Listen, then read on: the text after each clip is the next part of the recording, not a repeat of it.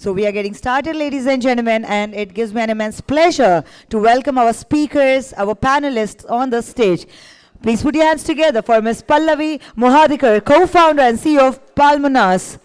Mr. Nirav Jogani, partner, RSM Astute Consultech Private Limited, founder, Lemon Consultech Group. Mr. Arjun Vaidya, co-founder, V3 Ventures.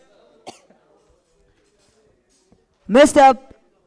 Prapanch Kota, founder, Ria Diamonds. Mr. Gaurav Mehta, director, Jaipur Watch Company.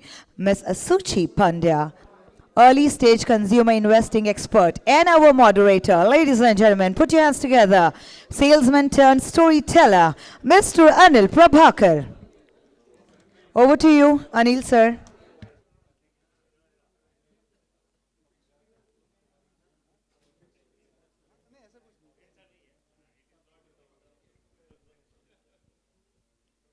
Good afternoon and welcome. May I have your attention, please? May I have your attention, please? Can we start? Do I have your permission? Yes or no? Thank you. So let me start with the perspective why we are doing this and what is in it for you. So if you see the gem and jewelry sector, once upon a time, not very long ago, it was a scam-ridden sector. Not a single investor wanted to put even a rupee because you know the reasons.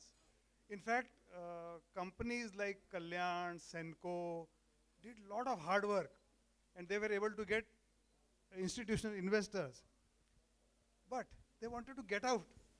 When do we get an exit?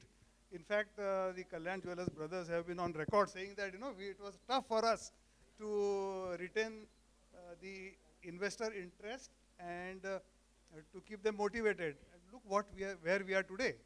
Senco, the kind of valuation it has got. Kalyan Jewellers, the valuation it has got. Even PNG. So there are so many investors, entrepreneurs who have bright ideas. And today, believe me, if you have an idea, there are so many people who will back you up as far as the funding support is concerned. So what happened, as I told you, the perspective, since gem and jewelry nobody wanted to touch, they tried to communicate in a different manner. It's a tech project, like e-commerce and marketplaces, but that also didn't work. And suddenly, the lab-grown diamond sector caught the fancy of investors, and mainly because of its success in the US. And today, if you see, except Gaurav, the two entrepreneurs that we have are into lab-grown diamonds. So having said that, now let me also talk to you about the panel today. We have an excellent panel, and it was not designed in this way. Because what happens, we have to contact many speakers because everybody is busy these days. So fortunately for us, we have 3 entrepreneurs and 3 investors. And the beauty of the panel is the 3 investors are also, they have an entrepreneurial background. So I think Sone mein suhaga isi ko kehte hain. So talking about the panelists as such, Gaurav Mehta. I have known him before he sold his first watch, Jaipur Watch Company. So I am sure people must have said to him, बेटा तेरा दिमाग तो ठीक है, घड़ियाँ बेचता है, वो Swiss watches से compete करेगा, luxury watch बना रहा है. I am sure somebody must have told him, his friends, his well-wishers. But look where he is today. So because I saw him during his struggling days, तो काफ़ी अरसे से मेरी बात हुई इससे. तो when you are friends, there is only a comma, there is no full stop. तो मैंने बोला कैसा यार कुछ break even हो गया क्या? अरे boss, I am making tons of money. So give him a big hand. Niro Bhai. Niro Bhai is one of the few people who had faith in Gaurav. So he has invested in Gaurav's company, not once but twice. And he himself, I think with all of these panelists, I have a personal connect. So Nirav Bhai, I met him 2 years ago in Dubai at the Lab Grown Diamond Symposium. And after that, we have met many times. I have been to his office, and what an office and what a staff they have, the staff strength. He has got दो होनहार लड़के हैं, उनके बेटे हैं. एक को तो आप देख ही चुके हैं, छोटा है जिसने, कितनी उम्र है उनकी? 21 में उसने 2 बुक लिख डाली. मैं इतने साल से लिख रहा हूँ लेकिन अब तक बुक नहीं लिख पाया. So that's where Nirav Bhai stands. And he has been such a nice gentleman. Today, humility is a virtue which is becoming extinct. But he's such a gentleman. He has, whenever I need him, he is always there to help me. And I have bothered him many times, but he's always with a smiling face. So we wanted a panelist, and somebody confirmed, but last minute had to back out because of various reasons. So I said, please get me a panelist. And he got Gaurav. So give him a big hand, please. Arjun Vaidya. Arjun Vaidya, I am meeting him for the first time. But his dad is my friend. So आप तो मेरे भतीजे हुए ना. So welcome on the panel. Now this guy, Ria Diamonds Prapanch. So I met him about 18 months ago in Bangalore. And he was one of the first retailers in Jayanagar to start a retail outlet on the first floor. I took Shivram. ये आदमी पागल है. First floor पे lab grown diamond का दुकान खोल रहा है. अरे आरओआई आएगा ही नहीं. And today he is on the verge of signing, or he has already signed a term sheet. But look at the passion of the investor. All 3 partners, they are breaking even at the store level, but they have not yet taken a single rupee as a salary. They're totally bootstrapped. So इनकी हिम्मत को भी दाद देनी चाहिए. Please give them a big hand. And Shuchi, and I was telling Pallavi that I'm meeting her for the first time face to face, but I got her reference from Okera Diamonds. And when I called her and spoke to her, she said, "Arey, I have a diamond background." So from the first sentence, it never felt that I'm talking to her for the first time. Gujarati che ne, to pachi. So very welcome, and she also has an entrepreneurial background. She's on the board of Okera Diamonds. She's a director there. So that's Shuchi for you. Please give her a big hand. And Pallavi, oh my goodness. Both of us are from Pune. She's originally from Nasik. I didn't tell her, but my grandfather was a Sanskrit scholar. He was also an Ayurveda practitioner. That's another connect. He's the founder of New English School. Now it is called as Runta High School. So again, some connection. So this is what we call karma, or in Korean philosophy, it is known as inyun.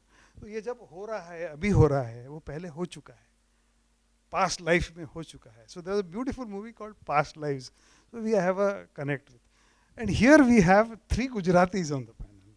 So even if, Gaurav, it's a big achievement, that even a Gujarati has invested 1 lakh rupees, he must have seen some value in it. And as I said, it's karma.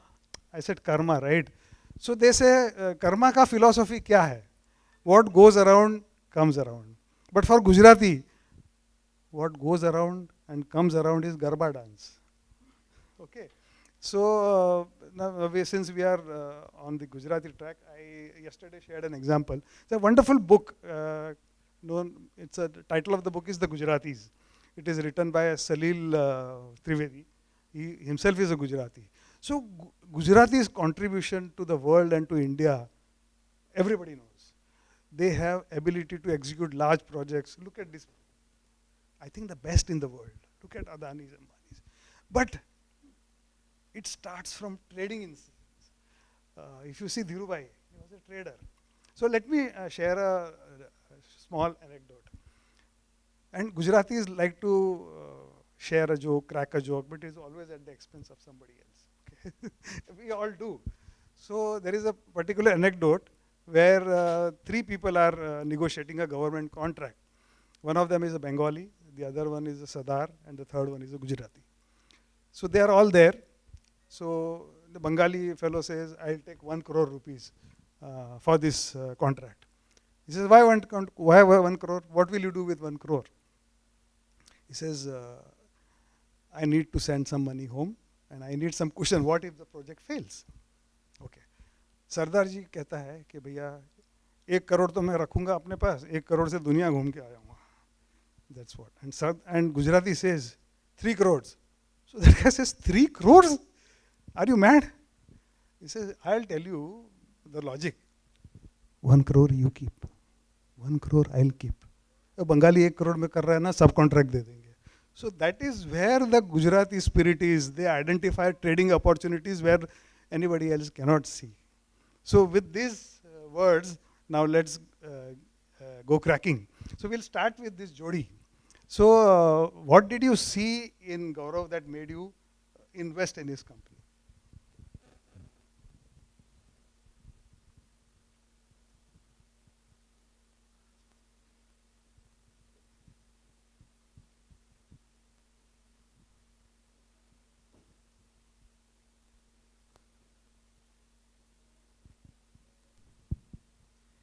So, very warm good afternoon to all of you.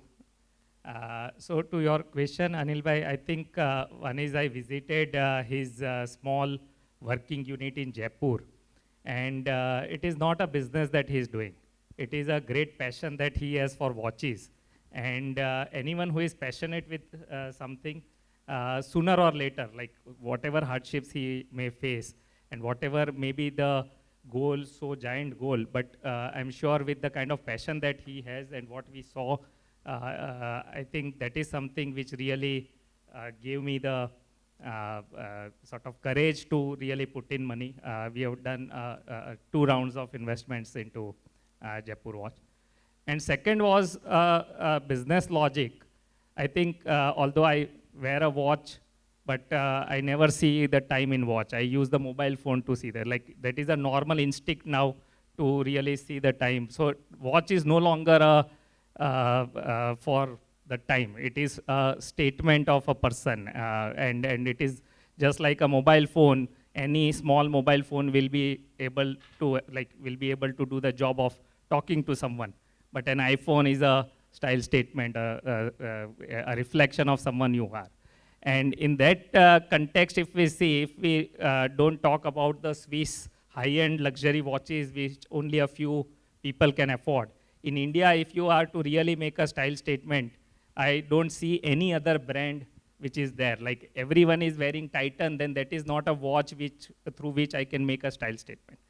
And this is something coming from a royal state with so much history about, and everyone sort of fascinates the entire the royalty concept fascinates everyone's collective mindset. So with the kind of designs, with the kind of concepts that they have been able to bring is really phenomenal. With the price bracket that they have been able to position the product, it is a matter of time before which this really brand will be taking off in a big way. There is no real competition in India or even elsewhere. Like there is only a particular segment of Swiss watches which is a completely different league. If we talk about traditional watches coming from like countries like India, it is a very unique proposition which I see is a great value proposition that they bring to the table. So that is my reason for the investing. So Gaurav, I'll ask you a dumb question because I am new to this field. So there is a typical format when you make a deck. So what problem have you identified? What problem are you solving? So can you, and how well have you used his money? So I'll start with the last one. So we have definitely used his money quite well. We've grown multi-fold in last few years since Nirabai has come in terms of numbers, in terms of store presence, and now multiplying the country presence also. That is one thing. Now, when you ask me what is the problem statement and what is the problem you are solving, From the consumer point. on the consumer point. So when you talk about India having its own luxury brand, I think we have always lacked, especially in a category like watches. India has such a great history, such a great mythology, and we have not been good storytellers, which is very unfortunate. The West is all about storytelling. when it comes to making a, statement product. But हमारे पास इतनी history है, इतनी mythology है, we are the world's oldest, country when you talk about the history. And we have not been able to sell it to the world, we have not been able to show it to the world. हमारे पास इतनी craftsmanship है, and luxury is all about using craftsmanship. And we are not able to sell it to the world. So I saw that gap, and I worked on it, and the impact has been there. From being the first micro brand in 2013, now I see more than 20 plus micro brands in India. So I think we have made some impact in the market that has created a small industry in itself. Fantastic. And it took 8 years for you to make money, to turn to profitable. First 8 years, yes, we didn't make any money. Okay. So what I admired about Gaurav is the fact that he's good at hustling.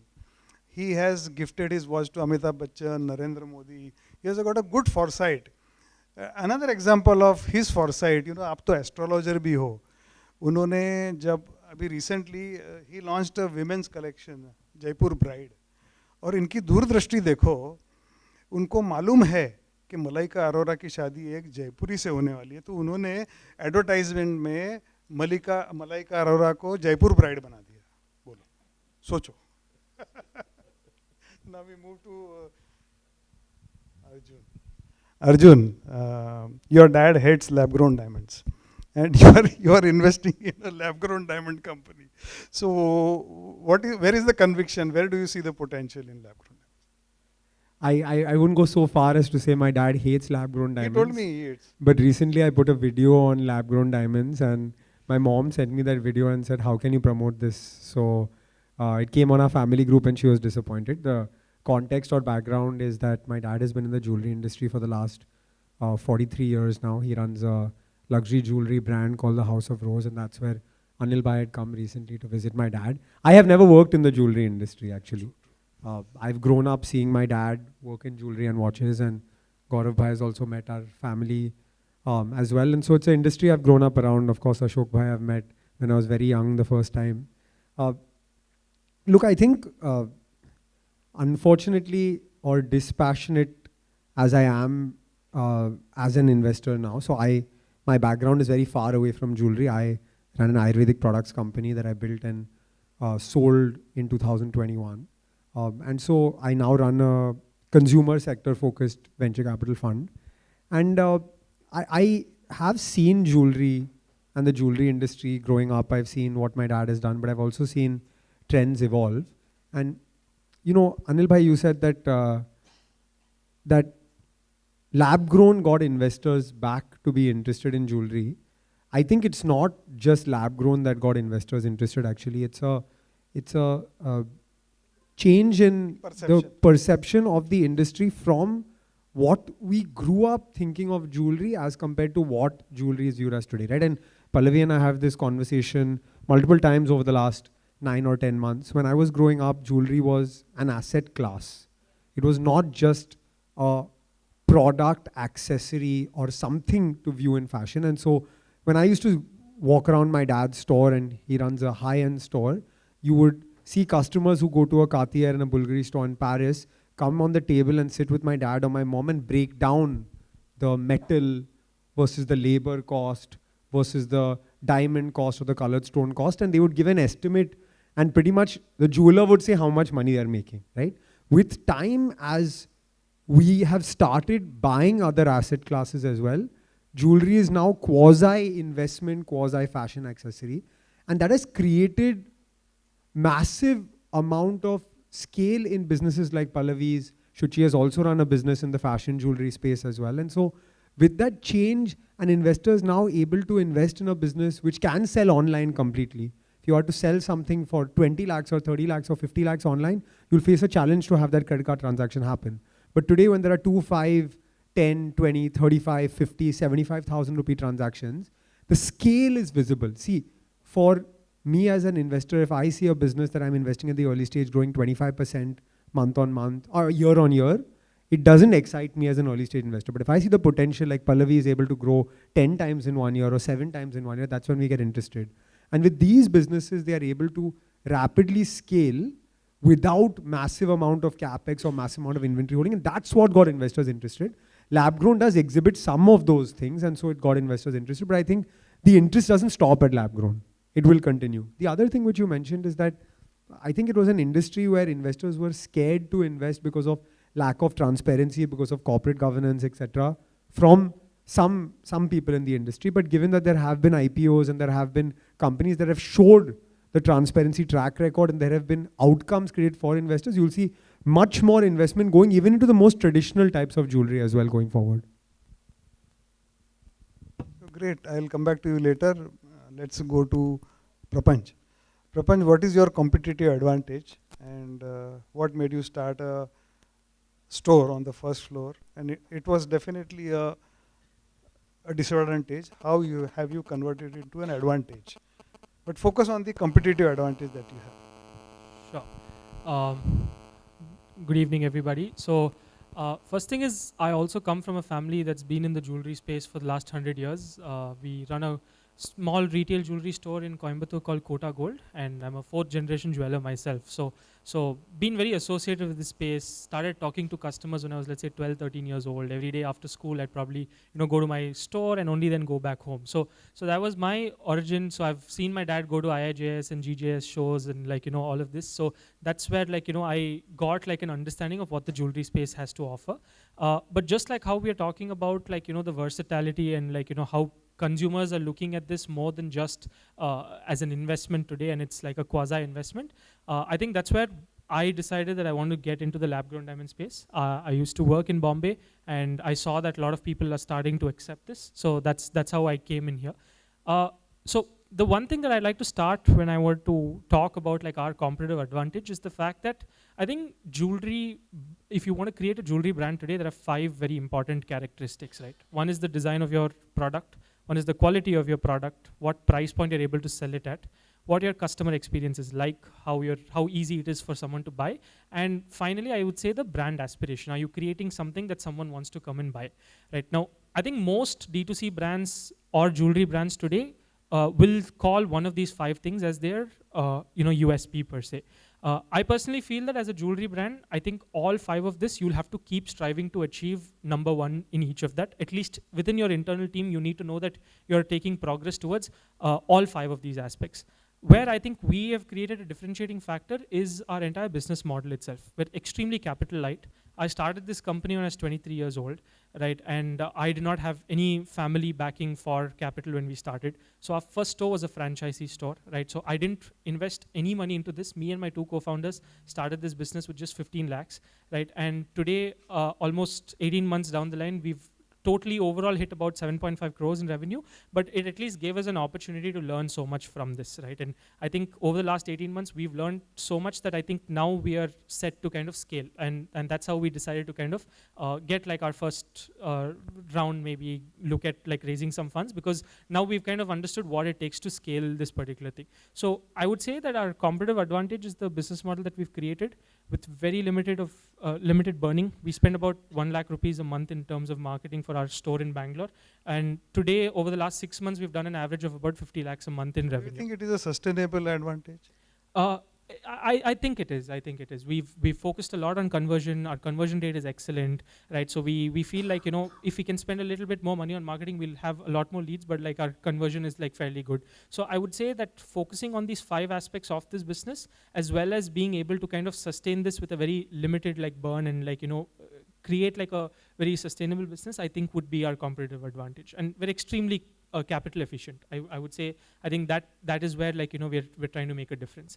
And this space is never going to be a one player takes all market, right? There's always going to be people who want diversity in jewelry, right? So there might be multiple, and in fact, we've started doing very well after our competitors came, right? Because once competition came in, there was more trust on the entire lab-grown diamond space. So people were okay and accepting of buying lab-grown diamonds. And I think our monthly revenue started increasing after our competition came in too. And I would say, so our first floor store, I think we didn't have a choice when we wanted to go into the jewelry space. Jayanagar was the best market, and when we were coming in, this was the only space available. So we took it up. I think the advantage that we've had is we took 2 floors, a first and a second floor, and we had a corner property, right? So the visibility was excellent from a store perspective or a location perspective, and we had a very secure first like entrance as such. So considering that, I think lower rentals at an initial stage with not too much of capital, it overall just worked out for us, right? So I think even if someone's taking that 10, 15 steps to walk into your store, they have a lot more ability to, there's a lot more conviction that they want to buy jewelry, at least from us. So I would say that's where the advantage came in. And today we're seeing a lot more repeat customers, and we're on track to start about 6 stores in the next 4 months. One of the people who we are raising from is also like a D2C family office, and they have a first floor store. They've been doing exceptionally well over the last 50, 60 years. It's this family office called Mysore Sari Udyog, based out of Bangalore. Yeah. So I would say something in your favor. And after this guy opened lab grown diamond store on the first floor, Limelight also did the same thing. So okay, coming to Shuchi, you specialize in early stage fundings. You are also associated with Okera. So you are also associated with Okera.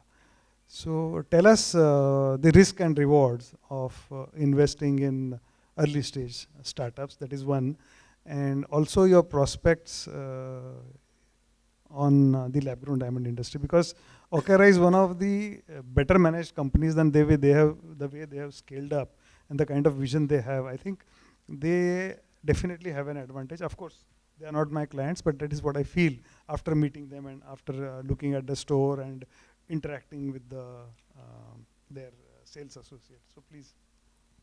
Sure. So I'll answer your second question first. I think that a lot of us forget that, as investors or just or even consumers are not buying lab-grown diamonds, right? Lab-grown diamonds are a raw material. People are buying jewelry, and people are buying designs, and people are buying brands. And I think often the buzz that gets created around lab-grown diamonds is like saying, oh, I want to invest in or I want to buy a cream or lotion, but I'm very excited about the chemicals business, right? It's like, it's a raw material, right? It's not. So I think we have to understand that there's a lot more that goes behind creating value out of a lab-grown diamond.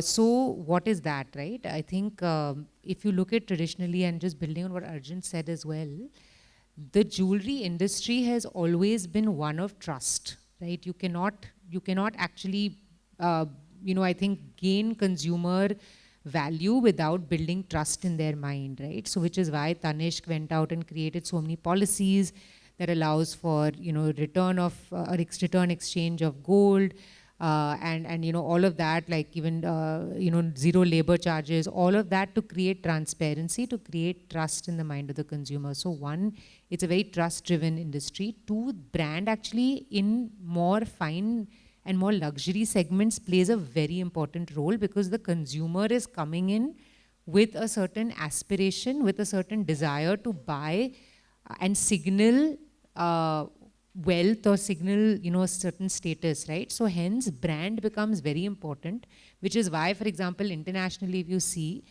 brands like Cartier, Tiffany, all of them which have built in, Van Cleef Arpels, which have built brands in jewelry specifically, they spend a lot of time on the brand side of things, right?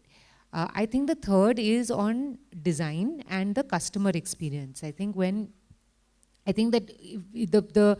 the one, I would say, at least when we look at as investors, the flip of what we see in the jewelry industry is that it's a very long tail, because you have to create a lot of variety.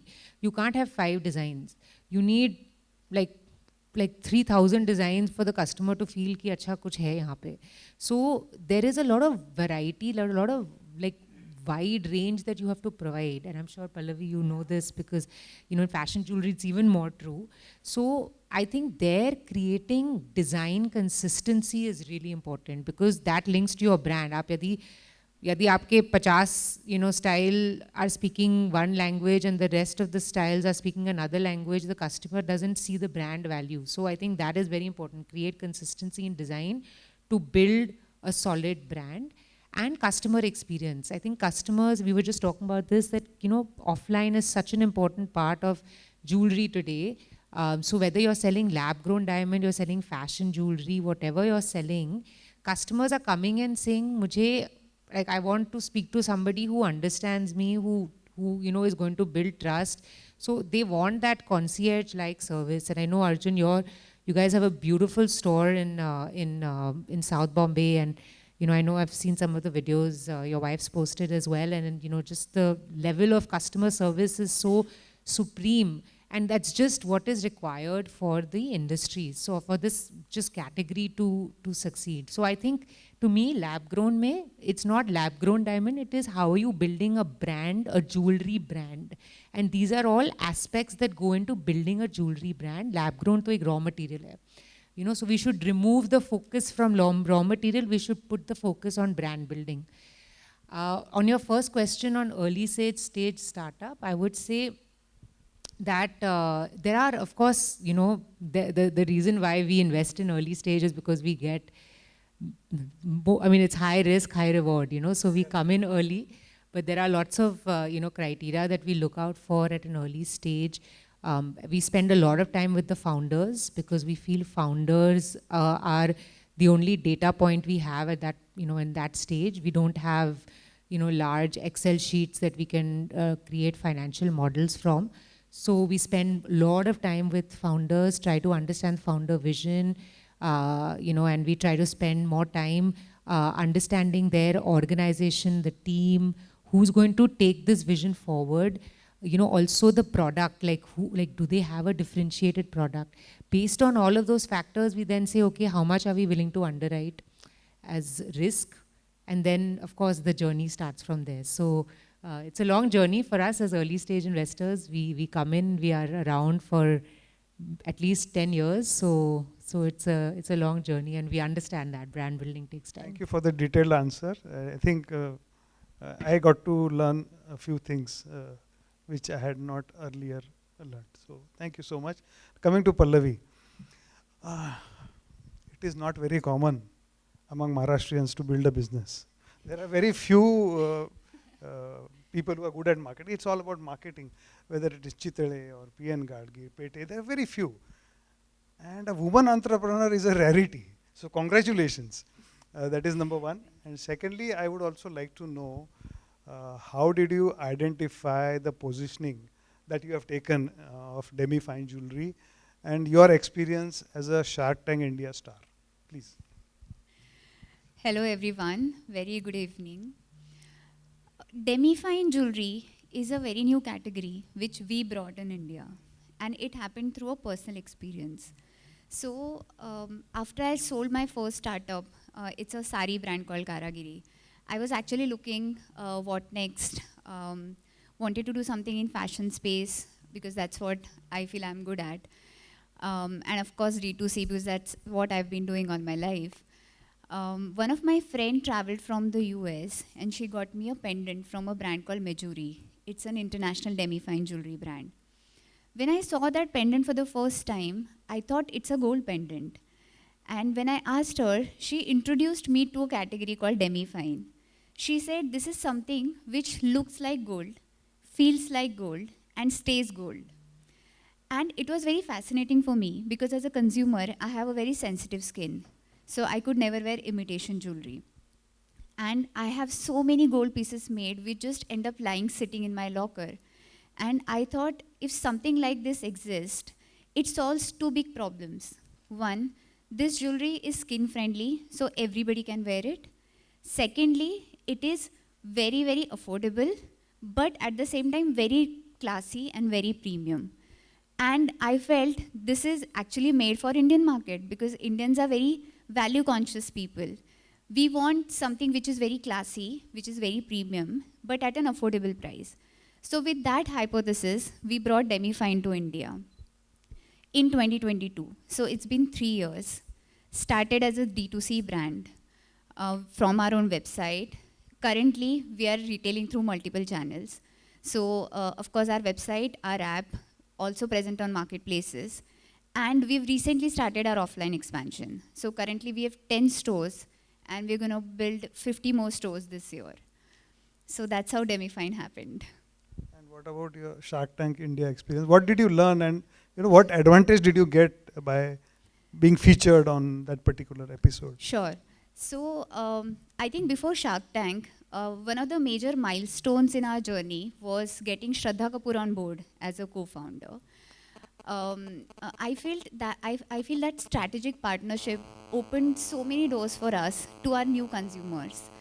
And it added so much intangible value in creating a brand. Like Suchi mentioned, right? People don't buy jewelry, people buy brand because they want to flaunt it. It's a status symbol for them, and they want to be a part of that community or part of that cult. And that really helped when Shraddha Kapoor came on board. And that the second incident is Shark Tank. So when we went on Shark Tank, I think two good things happened. One is it garnered a lot of trust for the brand, because the way it is shown on Shark Tank, when all the sharks actually touch and feel your jewelry, they give their comments about the jewelry, about the quality, that really helped people to understand the quality of the jewelry and try it for the first time. Secondly, it created a lot of awareness about Demifine as a category. That was our primary goal, to actually go on Shark Tank, and that really happened. We saw Demifine keyword search really surging after our Shark Tank episode aired.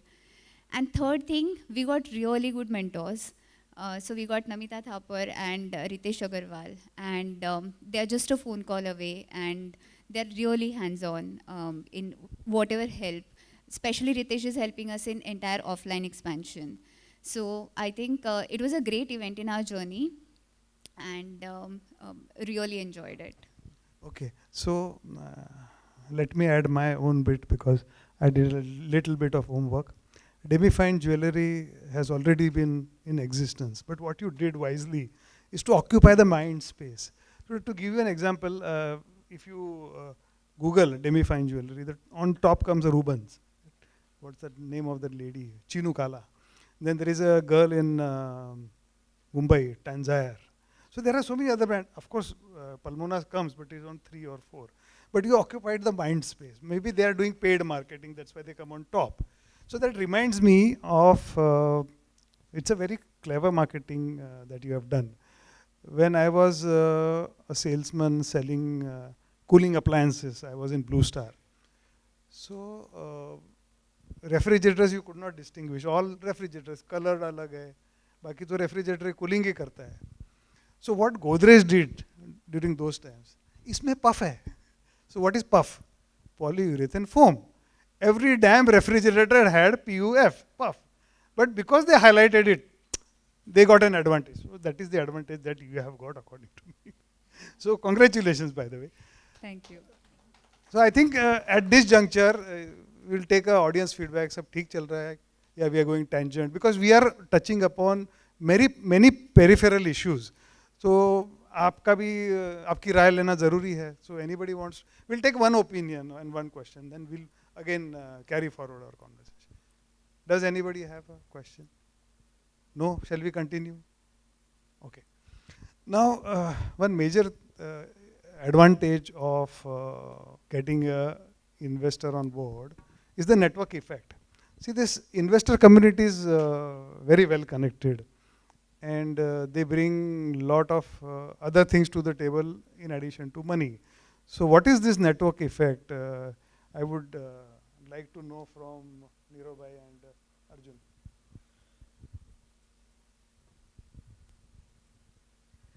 So I think there are two aspects, two very important needs of any new business, startup, mid-sized business which is scaling up.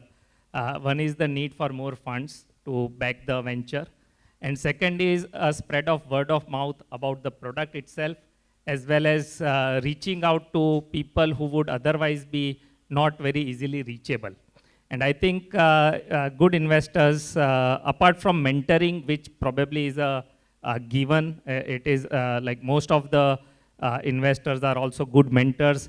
They also bringing a lot of accountability to the ventures, because when you have a good investor and they ask good questions, that is where it questions the strategies, decisions, even if there is some lethargy, laziness, all that goes away because there is a constant push. So all those is given. But when we talk about the network effect, I think it is related to introducing it to good people who could otherwise spread a good word of mouth as well as back the venture. Because the most important thing which is required probably at an early stage is for the promoter to be confident that there are people backing you.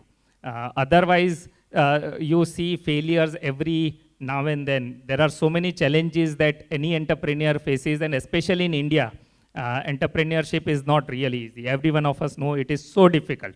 But when you know that, okay, there are some people who have reposed trust and who continue to repose trust in you, that gives a lot of motivation. And when more and more people join that tribe, which is through the entire network effect, I think that gives a lot more thrust to the entire business to take it to the next level. Thank you. Gaurav, you raised a very valid point that not many brands or Indians are not very good at telling stories. So, which is a very valid point, and it reminds me of a book which I read is Narratives and Numbers by Aswath Damodaran. He's a valuation expert. So he says that he missed the Netflix boat because he did not buy the story and he looked at the numbers. In the initial stages, you can't judge a business model based on numbers because it's a new business and there is nothing much to compare. So as far as lab-grown diamonds are concerned, we find that very few stories are being told. It is marketed as a product which is an alternative to mined diamonds. So every retailer worth his or her salt is using the BBC formula. What is BBC? Bigger, better, cheaper. But there is one brand, I think that journey has already started, that brands have started telling stories. So what happened is when a customer enters, the story is told on one-on-one basis, featuring the features and benefits and the price advantage. But I think Limelight has started the trend of telling stories. Nilesh, can you play that video, Nilesh? I would like you to watch this video. It's a short video, 2-minute video.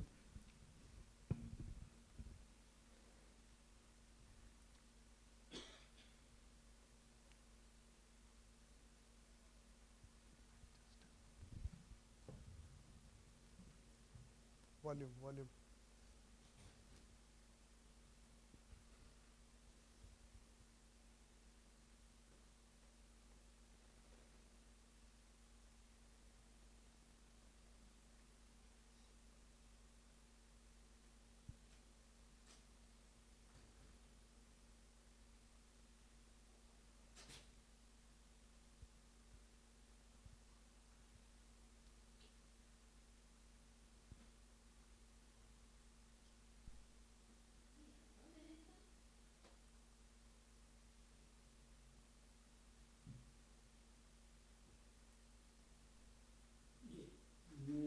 ज्यादा expensive नहीं है अरे आपकी बेटी है यार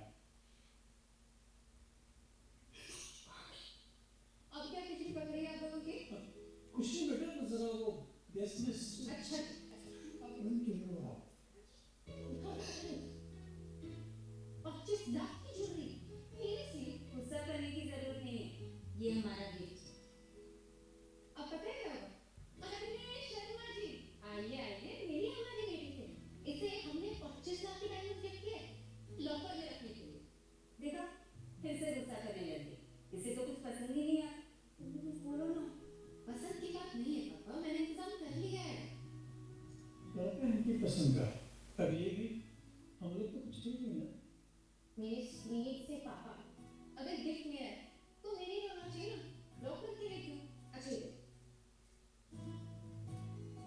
ये limelight lab grown diamonds का ब्राइडल गिफ्ट बॉक्स है ये कोई ऑर्डिनरी डायमंड्स नहीं है चाहे बात अफोर्डेबिलिटी की करो सस्टेनेबिलिटी की या यूटिलिटी की ये हर तरह से बेस्ट है एकदम मेरी तरह और 2 और 7 पीसेस का पूरा सेट है starting 5,99,000 only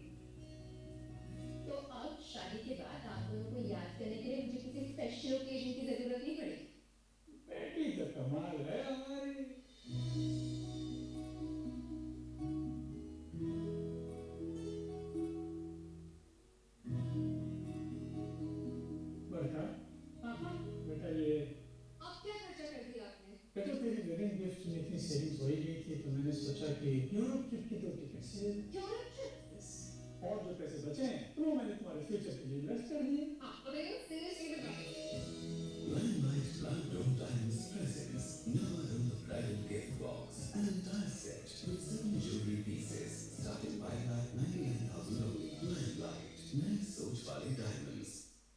Okay, so anybody would like to volunteer? What is your key takeaway or takeaways from this ad? Anybody would like to? Yes, please.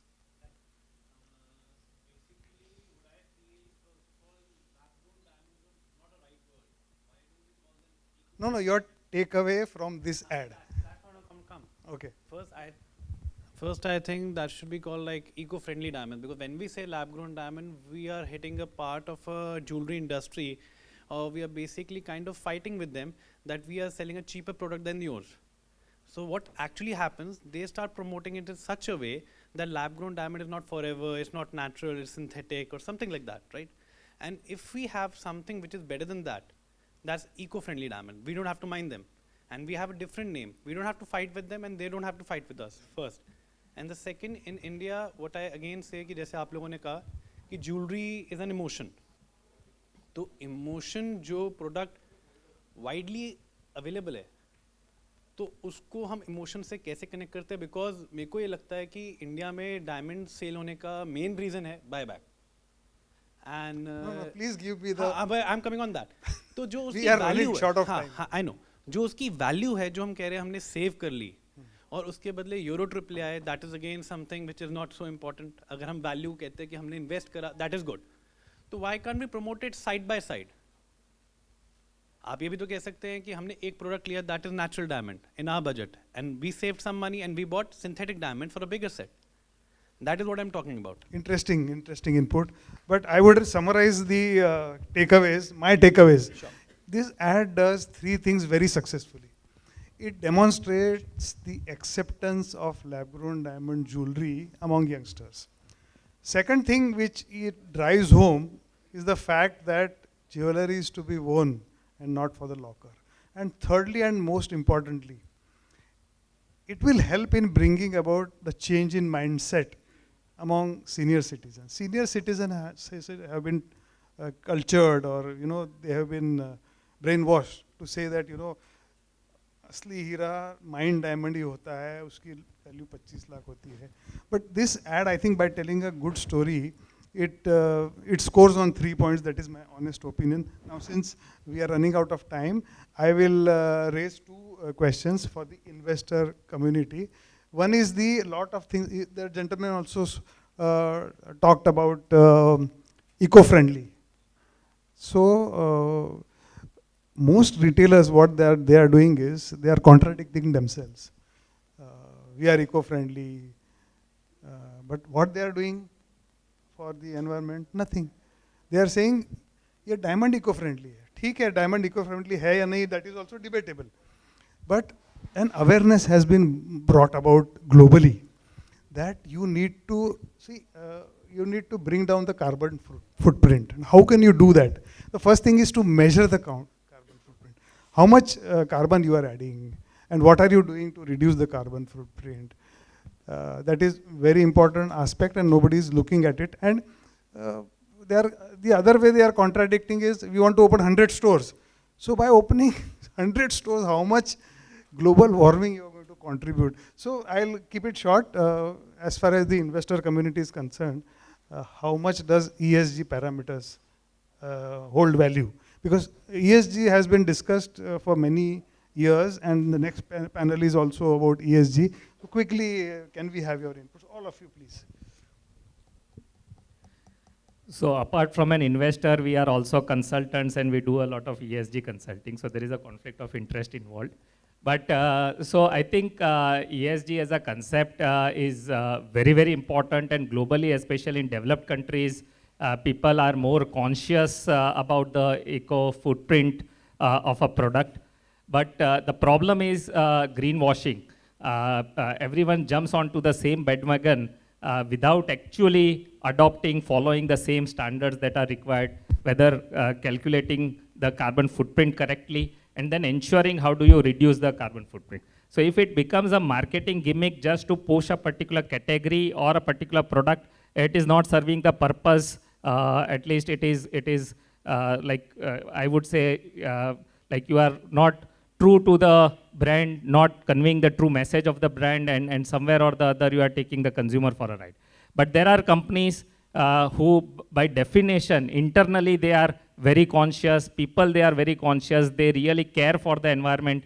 And it is like when we talk about ESG, it is not just environment. There are so many other aspects to it. The social aspect, how you treat your workers, what wages you pay, everything comes within the overall ESG bracket. So if a company is truly doing good things, and it really comes up with case studies and specific aspects of what it is doing, rather than just jumping onto the bandwagon, I think that is going to serve the purpose in the long run. It will differentiate and give a competitive advantage. Otherwise, it will erode the competitive advantage of a lot of others. So he said the perspective. I want to know how much does it matter for you when you are funding a company? I'll be honest, right? I represent global capital, and we are here as educated citizens of India. We should care about all of these things, and it's very important to think about our impact on the environment. But if you go down to a customer and you ask them the question, are they paying 20% extra because a product is better for the environment? The answer is no, unfortunately, at the lower price points in India. We've seen too many brands that are catering to this, come from an urban niche mindset and try to push that onto the consumer. So I think social and governance standpoint, consumers still care a little bit more about. But if you tell a customer, just because this pair of shoes or this diamond is more environmentally conscious, are you going to pay 10 or 20% extra? The answer is probably no, unless it's a very, very expensive product. And so it has to be a mix of what does the customer want and what do we want to do. Of course, if a business is doing harm and creating negative social impact, I will not invest. But you have to keep in mind what the customer wants at the price they're paying also. The next panel is on ESG. So actually, look, at Fireside Ventures, we actually take like all three aspects quite seriously. We're actually members of the UN DPR as well. So by law, we actually have to do an ESG audit on all our companies.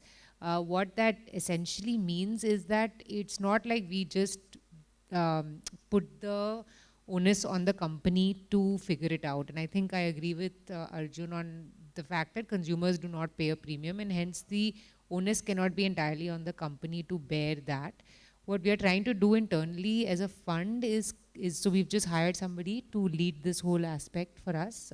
She is actually working hard to ensure across all our 50 portfolio companies, we reduce plastic usage to become almost plastic neutral across all our companies in the next 2 years.